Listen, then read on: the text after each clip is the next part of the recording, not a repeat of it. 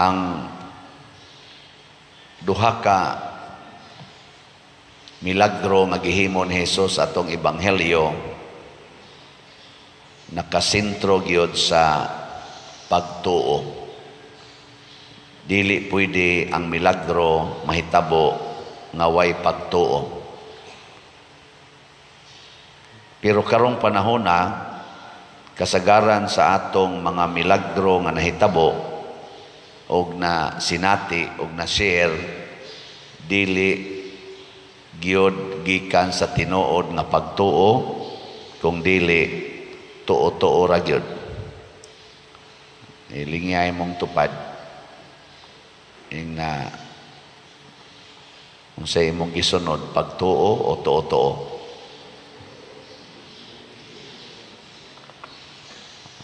Unsa may gisunod? Mao na. Way klaro.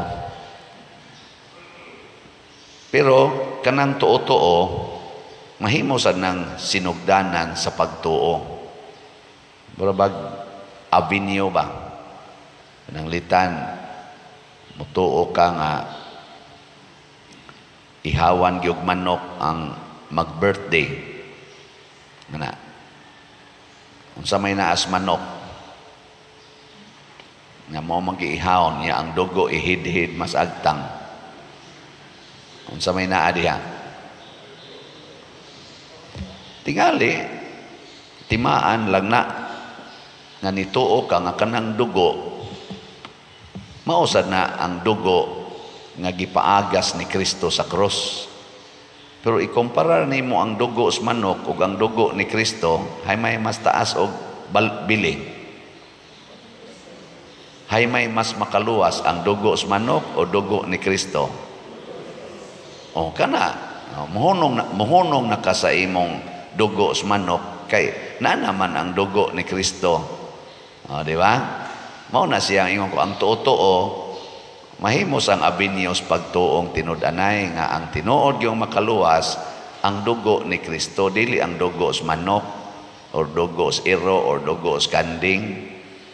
Mabitan na doon ay magpa-blessing din higsakyanan or na ay magpa-blessing ng balay. Nigabot nako dito sa balay, daghan mang dugo nako. Sa maning ni alabi na igato nako dapit sa may CR, sa mga bungbong, may mga dugo nako na aday nasama dinhi. Pataka malagpamahid sa ilang dugo. Sa una ba o kasabot, oy ilam rin ang padug-andaan. Nya una nila pablisingan. Kanang blessing sa balay, kanang mga sakramento nga atong dawaton, tungod na sa niagas nga dugo diha sa kilid ni Hesus katong dugo og tubig mao na nga nakapabalaan sa simbahan naa diha ang 7 ka sakramento ug ang epekto sa tanang mga sakramentals nga himuon sa simbahan tungod na sa dugo ug tubig nga niagas sa kilid ni Hesus. Sama sad anang tuo-tuo ngilad nga maggawas-gawas sa balay ang kaslonon. Unsa man na? Unsa nang pulonga? Ngilad nga mugawas-gawas sa balay ang mga kaslonon o kanang naay murag dakong event sa imong kinabuhi. Ayaw na paggawas-gawas. Sa man na? Tuo mo ana dili. Ngilad isukod ang Buddha o ang bistis kasal. Ang sama na, tuo mo na dili. Ngilad, magtabok-tabok o bisitag patay basta naamoy minatay sa inyo. Ang sama na, tuo mo na dili. Istoryahe. Daghan kayong mo tuo anay. Ang sama na siya, mga pulong. Pulong ba? Pulong nga nagdili nato. So mutuo sa doon tata nga ang pulong di ay giya na siya aron dili ta mamiligro. Ang pulong ba giya aron dili ta mamiligro. Mugamit kitag pulong niya. Ang pulong sa Ginoo nagpakatao naman Siya na may nagsulti nato. So ang ato ng paminawon karon, muhunong na tagpaminaw ng pulong sa tao, ari na ta maminaw sa pulong sa Ginoo. Muna pag-abot ng Kristo dinis atong ebanghelyo, sige na siya ingon ni atong babae, nagkurog man tong babae kay gidili man gud ng paghikap ang babae labi na gyud na sakit, di gina mo hikap og mga religious leader. Ang religious leader di sad na mo hikap og babae. Niya kay ang babae ni sikreto maghikap ni Hesus.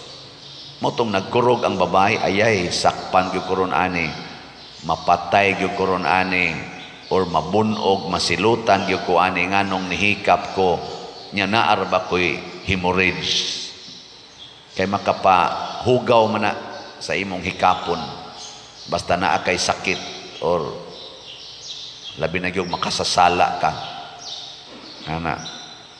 Nya unsa may gisulti ni Hesus sa babae nga nagkurog? Siya ang imong pagtuo maoy naka-ayo nimo. Lakaw na nga malinaon. Ang pulong ni Hesus mo'y nakapahatag og solusyon sa gibating kahadlok sa babae. Mo na ayaw nagkahadlok karon. Nanglita na kay cancer. Nya stage 4. Moingon dayon ang imong silingan pagpa-chemo. Nya wara ba kay kwarta? Moingon ang doktor pagpakimo gyud. Nya pila ng sesyon ana? Unsa toy sesyon ana? Kanang usa ka package ba murag mahal man kay na. Tagsiyam ba na ka kuan ako kay bawo. Mahal. Ana mangabot man ang mga suwat dinhi. Magsuwat ba pader wa gyud mi mahimo. Pobre kayo mi. Nya nasakit og cancer. Ako nakoy cancer. Mao ni ang chemotherapy wa gyud mi mahimo pader. Ana muna manghangyo ko nimo tabang. Sige. Kinsay gasulti nimo nga magpakimo ka? Doktor. Kasaligan ba ng iyang pulong? Kasaligan dili. Kasaligan oy. Doktor ko na. Nya stage 4 na ka. Nakaron, unsa man say gisulti ni Hesus, unsa may pulong ni Hesus, ayaw mo kahadlok sa makapatay sa lawas apan dili makapatay sa inyong kalag. Kanang kanser makapatay na sa lawas, ang kanang inyong kalag mapatay sa kanser. Dili oy. Wa man kay kwarta, unsa may imong buhaton, mas maayo pag mangumpisal ka, unya human makig-uli ka sa tanan imong kontra.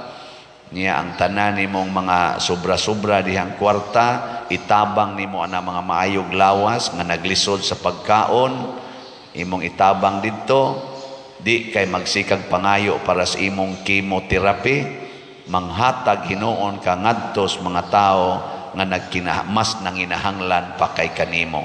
Nga doon na pa'y pag-asang mabuhi kay way sakit, mataptan lag sakit kay way kaon. Imo nang ipanghatag. Yang sa may mahitabo nimo. Sa may mamatay ka. Nga ikamatay nimo. Sa may mahitabo. Matod pa ni Kristo ang namatay nga nagtuman sa akong mga kasuguan mabuhi sa dayon. Di ba? Tuo man na. Nganong magpakimo pa man ka? Nga mabuhi ra man ditas dayon. Kadto mo'y way gasto. Di ba? Uy. Sige, lingay mong tupad. Yung na, din ata pakimo ha. Basta wa kay kwarta. Ay nalagpaghasol ba sa ubang tao?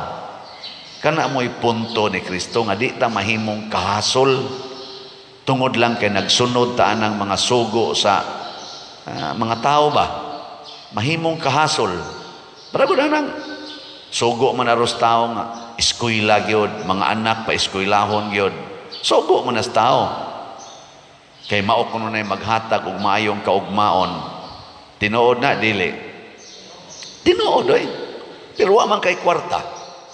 Bisan gani pagpa-enroll, bisan gani pagpalit sa uniform, wa man kay ikapalit, mangutang gyud ka, maghasol gyud ka sa laing tao, aron lang gyud ka makapa-eskwela sa imong anak.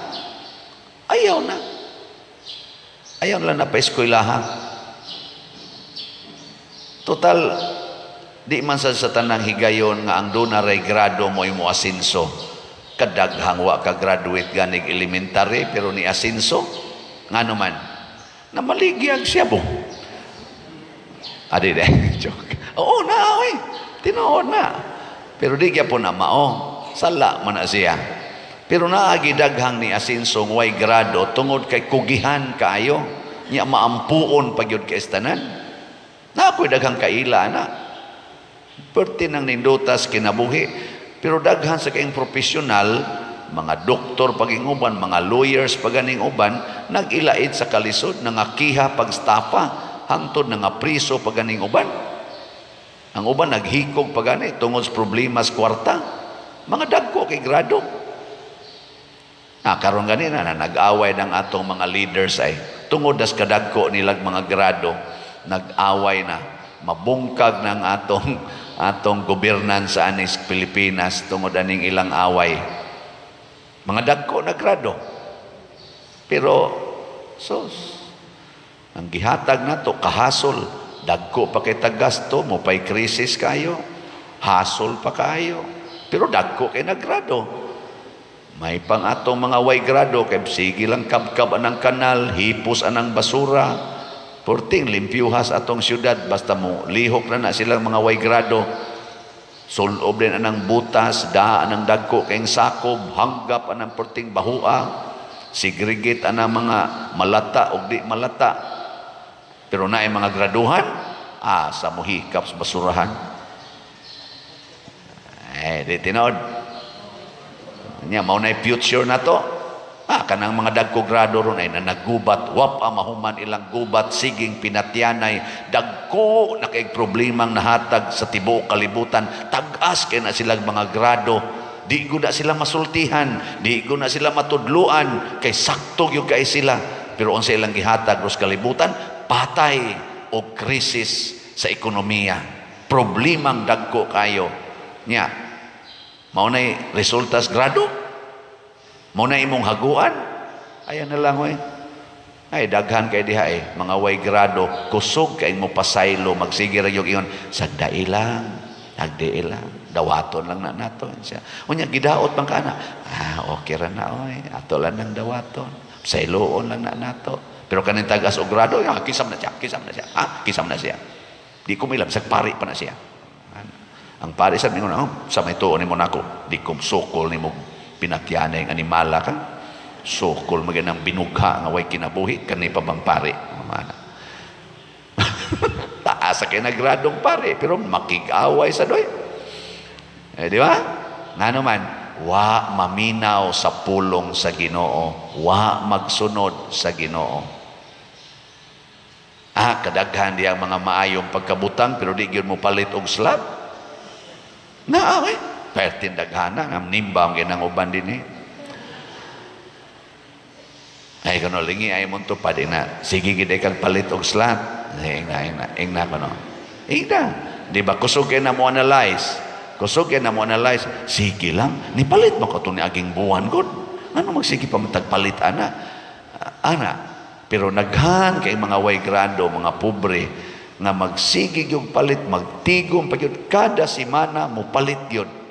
Kada semana mo palit tagsaranon kaslat sa atong HGSN o sara kaslat pero kada gid semana mao ra sa iyang maabot na sa uban mo text nako kada sweldo gid father mo palit jud kog slat maguol gyud ko inig sweldo nako kundi ko kapalit og slat siyudan kana mga pobre kay na ay baker na ay nagtrabaho lag labandira mo palit yung slat pero kana mga dagko kay milyon ang ginansya kay dagko kay negosyo asa mo palit nga naman kusog kay mo kwenta unya ko palit ko ngika ko kadato na niya kadaghan na kwarta sige hatag ng simbahan kurakuton na ng pariya analyze di maminaw sa Ginoo ba nga niingon ibaligya ang tanan mong katigayunan ug ang halin ihatag sa kabos Dili ba maminaw sa pulong sa Ginoo nga nag-ingon ang gugma sa kwarta tuburan sa tanang mga yawa. Ana. Ay mo kinoktok diya. Kaya nga tong halin sa ang atong halin sa HGSN at para ni sa atong pista senior niabot nag 11,194 ka slots na apay 13,806 slots nga available. Pakpakan nato ang namalit nini. Salamat kayo. Gamay na lang basin pag-ugma hotdo na ninyo palit. Tag 100 ragod ni niya. Nasa type 50 slot challenge, tag 5,000 per challenge.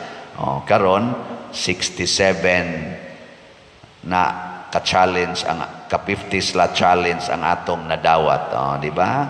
Yang ato sang SBF DAG para sa atong kumbinto na natayhalin nga 9,170 na pay 50,830 ka slots nga available tag 500 pesos per slot. Ato gipuning pakpakan. Salamat kay Ginoo. So, kining tanan ato ning gibuhat tungod kay naminaw tas Ginoo nga palambuon ang simbahan. Nya katus ang atong disap, wala naman ta na maligyaan pero ako lang ning i-announce nga naatay 178 pledges na atong nadawat, niya 159 pa ang na-remit, na apay mga 9 or 8, 19 ka slots nga dawatonon pa nato. Hinaut unta kutob raman ni Smarts, hinaut untang mahatag ni karon kadtong mga ni-invest sa DSAP.